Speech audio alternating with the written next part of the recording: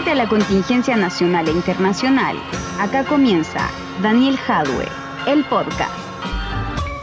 Queridas y queridos auditores, ¿cómo están? Sean ustedes bienvenidos a un nuevo capítulo de Daniel Jadwe, el podcast, en el cual abordaremos un tema emergente, pero que es de vital importancia para el futuro de la humanidad y que habitualmente no está presente en las discusiones económicas ni de futuro que se dan en nuestro país. Estaremos conversando sobre la quimera del crecimiento económico indefinido y respondiendo distintas inquietudes acerca de la crisis que se deriva de este paradigma, porque nunca olviden que informados, conscientes y conectados siempre será mucho mejor. Daniel Jadwe, el podcast. Cada vez que a la derecha se le plantea algún problema social, como la brecha existente en el acceso a bienes, productos y servicios entre la población rica y la población pobre del planeta, la gran desigualdad existente o la desprotección a que están sometidos los sectores más vulnerables de nuestra sociedad, la respuesta es siempre la misma: crecimiento, crecimiento y más crecimiento, como si esta fuera una receta mágica capaz de resolverlo todo. Han transformado el crecimiento perpetuo de la economía, que es lo mismo que decir la cantidad de mercancías disponibles para la especie humana, en el único camino válido para aumentar el bienestar de la población. Una especie de paradigma que ha terminado transformando el crecimiento en un fin en sí mismo, convirtiendo a los pueblos de todo el mundo y a las y los ciudadanos única y exclusivamente en simples consumidores.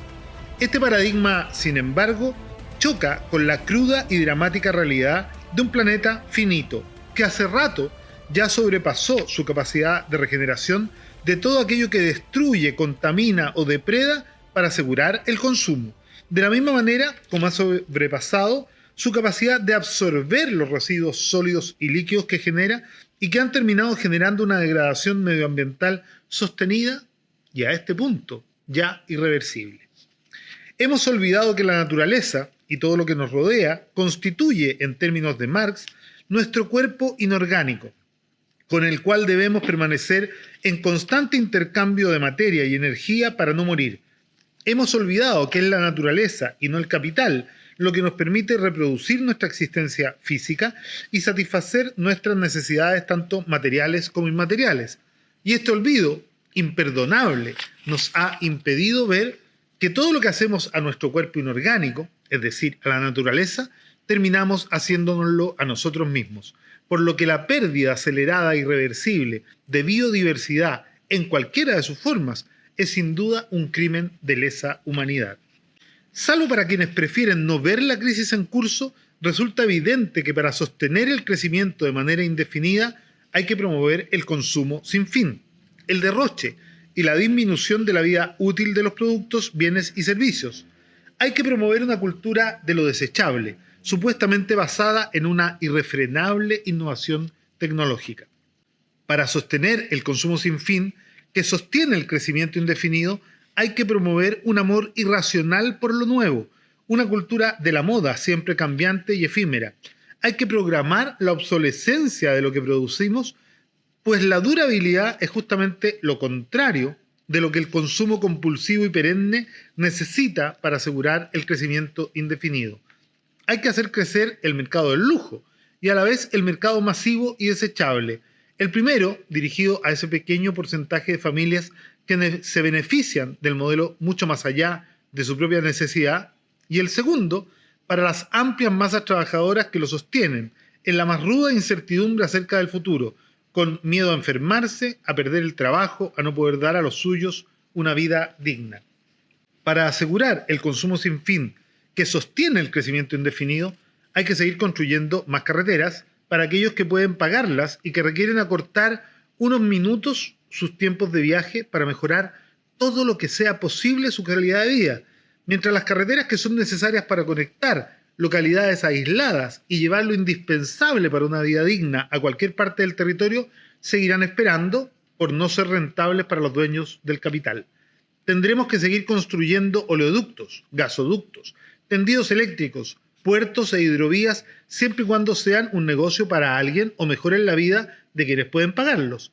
Habrá que sacar y exportar más petróleo, más gas, más minerales de hierro, cobre, litio, carbón, para hacer crecer más las ciudades fragmentadas y segmentadas que construye el capitalismo y que son el fiel reflejo de la sociedad que las construye. Seguiremos creando plantaciones monocultivos que desertificarán los territorios para exportar más madera, celulosa, frutas y verduras que las clases dominantes demandarán en territorios lejanos. Seguiremos importando y exportando todo tipo de alimentos desde y hacia latitudes donde no existen para alimentar ese consumo de lujo que no reconoce ni respeta estaciones del año ni diferencias geográficos, sin importar toda la estela de contaminación, sobreconsumo y destrucción de bienes y servicios ambientales que dicho tipo de consumo promueve. Los defensores de este paradigma olvidan ex profeso un dato que resulta alarmante, y es que la huella ecológica o presión ecológica, es decir, la superficie necesaria para acoger todas las actividades humanas sin destruir los equilibrios ecológicos, alcanza ya el 120% de nuestro planeta, por lo que serían necesarios 4 o 5 planetas más iguales al nuestro si pretendiéramos resolver las desigualdades mundiales, haciendo que los sectores vulnerables, como se les llama hoy a la pobreza, consumiera y generara desechos como lo hace hoy el 5% más rico de la población mundial. La absoluta incapacidad de los defensores del modelo para pensar el futuro fuera del paradigma del crecimiento económico permanente e indefinido representa la falla principal del relato de la derecha en todo el mundo, pues es evidente que en dicho relato la crisis medioambiental, el calentamiento global, la escasez de agua, la desertificación, la contaminación de la naturaleza y la lucha contra la desigualdad y la superación de la pobreza simplemente no tienen lugar. Llevamos décadas escuchando que solo el crecimiento es capaz de reducir la desigualdad y reforzar la cohesión social, pero el tipo de crecimiento propuesto por la globalización neoliberal ha resultado exactamente en lo contrario. La brecha entre el 20% más pobre y el 20% más rico era de 1 a 30 en 1960. 6 décadas después es de 1 a 80.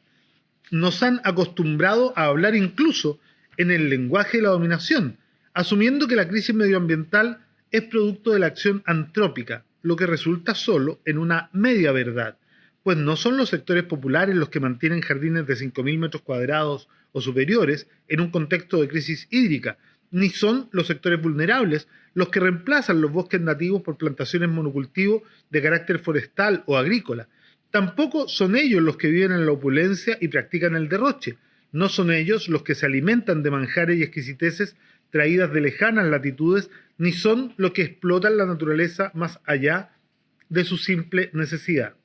La causa de esta desigualdad es clara: el aumento de la exigencia de remuneración de los dueños del capital por la vía del crecimiento de los dividendos y las utilidades de la empresa viene condenando hace décadas al decrecimiento de la remuneración de quienes ponen valor agregado mediante el trabajo directo sobre la producción.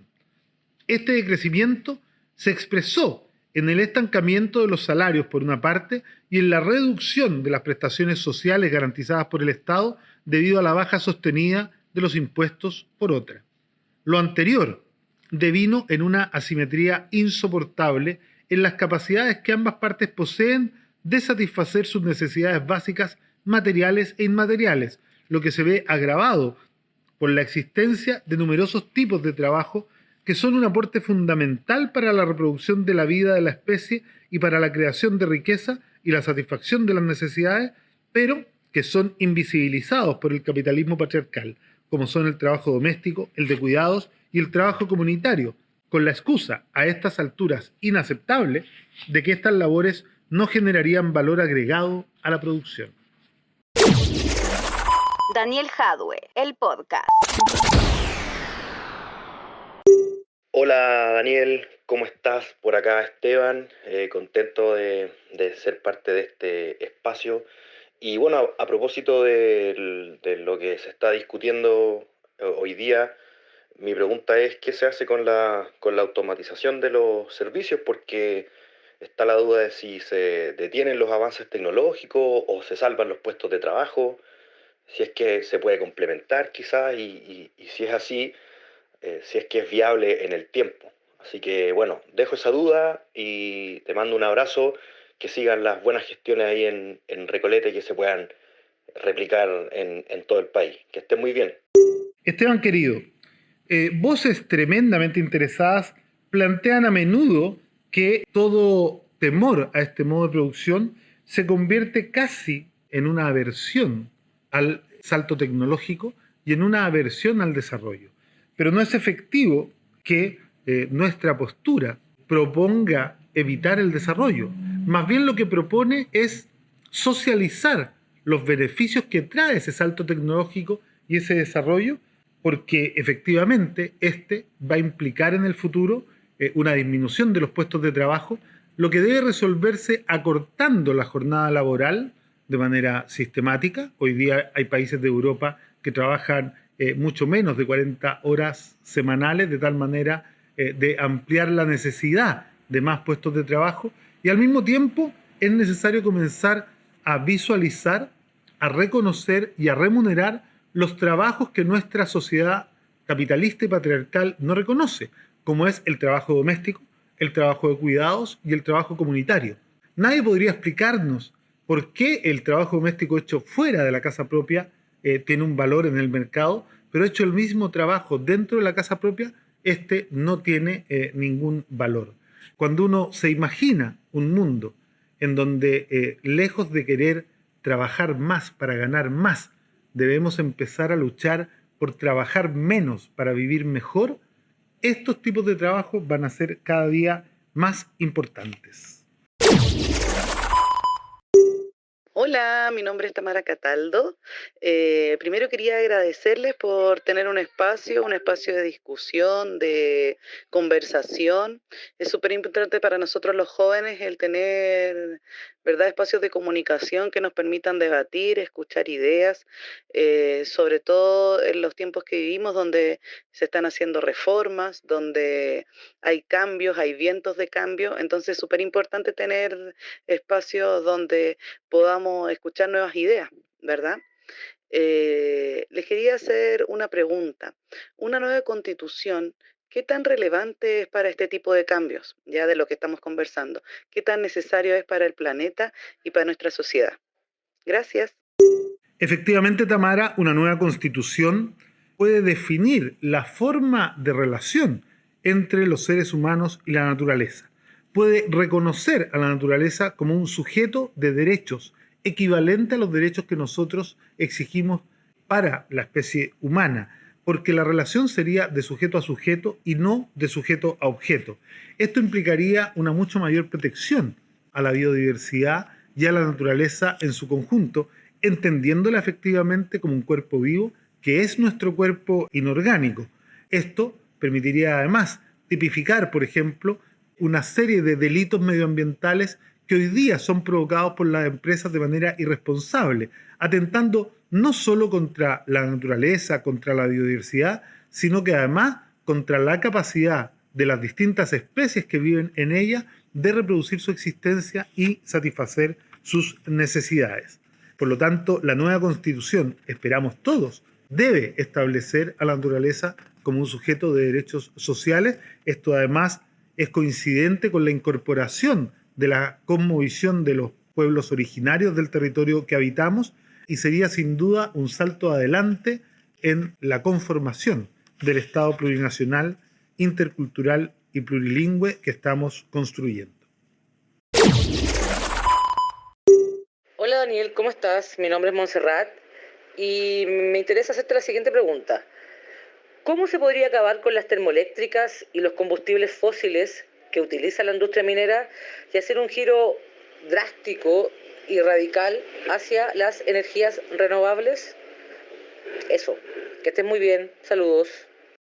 Montserrat, acabar hoy con las termoeléctricas y los combustibles fósiles que utiliza no solo la industria minera, sino que además muchas industrias, es un tema que pasa solo por la voluntad política. Claro, si uno se lo deja exclusivamente al mercado, el mercado lo irá haciendo a un ritmo que le permita no sacrificar las ganancias que le dan los combustibles fósiles, mientras se comienza a hacer el traspaso y a construir esta capacidad de generar y almacenar, transmitir y distribuir energías renovables o energías libres, que son las tecnologías de punta en este ámbito. Sin embargo, creo que si el Estado asume un rol mucho más proactivo en términos de asegurar no solo esta transición energética, sino que también promover la generación distribuida, es decir, la generación en los techos de las casas, de tal manera de avanzar hacia un fortalecimiento de la soberanía energética y la soberanía alimentaria de cada una de las cuencas o de los territorios que nosotros habitamos. Esto sería mucho más posible, mucho más rápido, porque requiere de una inversión, pero que no se puede hacer simplemente pensando en su retorno, sino más bien en cómo éste beneficia a la humanidad de cara a un futuro hoy día sumamente incierto. Daniel Jadwe, el podcast. Sin duda ha llegado el momento de hacer un giro fundamental en nuestra sociedad. Pero para llevarlo a cabo debemos convocar a una mayoría sólida que sea capaz de entender que el cambio debe nacer desde abajo hacia arriba. Así las cosas, el desafío que deberemos abordar en el futuro es cómo organizamos una nueva forma de utilizar los recursos planetarios de manera que tanto los países pobres como las capas vulnerables de todos los países puedan lograr el crecimiento necesario para la satisfacción de sus necesidades esenciales sin que ello implique acelerar una crisis planetaria que ya se plantea como irreversible. Lo anterior, sin embargo, resulta imposible de lograr si los países ricos y las capas más adineradas de todo el mundo no transitan hacia una cultura del ahorro y del decrecimiento, habida cuenta de que resulta evidente que luego de un determinado nivel de ingreso y patrimonio, cualquier crecimiento adicional de cualquiera de ambas variables no implica necesariamente un aumento de la felicidad y tampoco una mayor capacidad de satisfacer sus necesidades materiales e inmateriales. La ignorancia, la indiferencia, el descuido, la negligencia son sin duda los medios fundamentales para preservar la ideología del crecimiento que nos lleva al peligro de vivir trágicamente una catástrofe ecológica y social arrastrada desde hace varias décadas ya. Negar la evidencia de los límites físicos, descuidar los suelos, el agua, el clima, el papel irreemplazable de las abejas y más en general de la biodiversidad, que es lo que habitualmente hacen los economistas, no puede seguir siendo un mínimo común denominador del pensamiento contemporáneo. En el ámbito de los discursos, existe ya casi un consenso en la necesidad de reducir la huella ecológica, que es un indicador complejo que se utiliza para evaluar el consumo humano de recursos naturales con respecto a la capacidad de la Tierra para regenerarlos y al mismo tiempo para absorber los desechos producidos por dicho consumo. La superficie bioproductiva media disponible se acerca a 1,8 hectáreas por cada persona, pero con considerables disparidades regionales. Así, la huella ecológica de un estadounidense es cercana a 9,6, la de un francés cercana a 5,26, la de un africano o de un asiático cercana a 1,4 hectáreas. En consecuencia, si las sociedades humanas adoptaran el modo de vivir estadounidense, la humanidad necesitaría al menos 5 planetas para sostener dicho modo de vida de manera general. El camino entonces parece ser el de una desaceleración progresiva del crecimiento material, bajo condiciones sociales precisas que aseguren una vida digna a todas y todos los habitantes del planeta, transitando desde un crecimiento fundado en la utilidad y la ganancia hacia un crecimiento fundado en el salario y los derechos sociales, con miras al establecimiento de un crecimiento selectivo, acompañado de un decrecimiento también selectivo, comenzando de manera urgente por las actividades que resultan evidentemente dañinas, devastadoras y o depredadoras de la naturaleza. Fomentar y recuperar el ámbito de lo local, promoviendo la autonomía de los territorios, lo que implica orientarnos hacia la búsqueda de una autosuficiencia alimentaria y energética, de manera de disminuir los consumos que requieren de largos viajes o de grandes cantidades de energía que estallaron con la mundialización. Implica darle prioridad a los circuitos cortos de distribución, a la relocalización de la actividad productiva con énfasis en la protección de nuestro cuerpo inorgánico y no en la maximización de la utilidad de corto plazo y un retorno decidido al restablecimiento de la agricultura campesina. Esto implica reorientar la producción general hacia la calidad y durabilidad de cualquier producto, bien o servicio colectivo, abandonando lo más aceleradamente posible la cultura de lo desechable y la obsolescencia programada, por cierto. Al mismo tiempo, sería recomendable desincentivar el consumo de lujo en cualquiera de sus formas, mediante un impuesto que apunte a disminuir o eliminar este tipo de productos, bienes y servicios. Se hace necesario también una disminución de la jornada de trabajo, pues requerimos enfrentar la disminución del empleo que una sociedad como la que planteamos produciría, lo que debiera complementarse con un reconocimiento de todos los trabajos hoy invisibilizados, como es el trabajo doméstico, el de cuidados y el comunitario, los que debieran ser remunerados con cargo al presupuesto general de las naciones por la contribución esencial que ellos realizan a la reproducción de la existencia física de la fuerza de trabajo y a la generación de comunidades cohesionadas y socialmente inclusivas. Todo esto resultaría en una distribución primaria más igualitaria de los ingresos producidos socialmente y una caída regular del tiempo de trabajo a medida que se logren aumentos de la productividad, la que debe perseguirse permanentemente sin que su búsqueda implique una degradación de las condiciones de trabajo ni de la naturaleza. En síntesis, debemos avanzar hacia el reemplazo de la máxima que nos invita a trabajar más para ganar más, hacia otra que nos invite a trabajar menos para vivir mejor y para hacer viable cada día para más personas el sueño hoy casi inalcanzable de la felicidad. Daniel Jadwe, el podcast.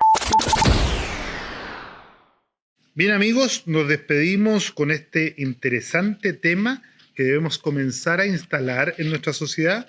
Gracias por su sintonía. Nos escuchamos en un nuevo capítulo de este tuyo, mío, nuestro, Daniel Jadwe, el podcast.